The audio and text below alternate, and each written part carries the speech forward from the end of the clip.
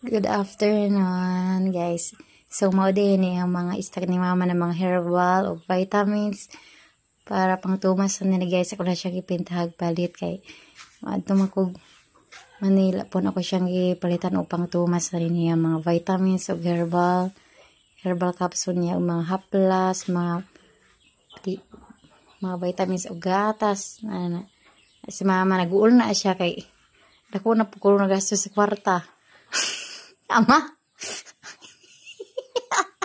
nag-uul na siya kay dako na po kayo.